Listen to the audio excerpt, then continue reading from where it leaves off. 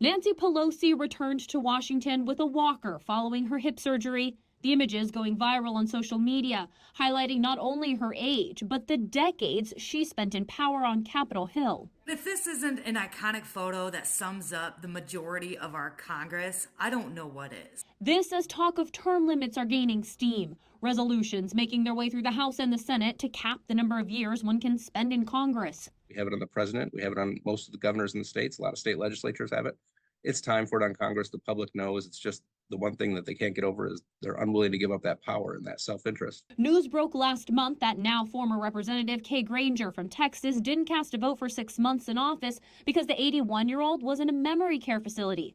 Mitch McConnell has made headlines for his concerning freezes during speeches. Senator Dianne Feinstein died in office at 90 between votes on the Hill. The Senate is like an assisted living facility.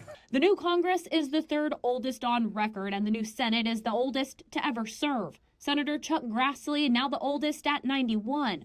Congressman Hal Rogers, not far behind at 87. Congresswoman Maxine Waters is the third oldest member at 86.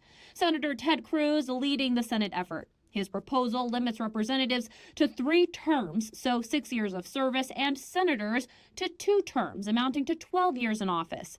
Scott Tillman, the chief operations officer for the group U.S. Term Limits, points out age and ability is far from the only concern. The longer Congress people stay in office, the less they represent their constituents and the more that they start to represent special interests and other people in Congress. The latest Pew Research poll shows broad bipartisan support for congressional term limits.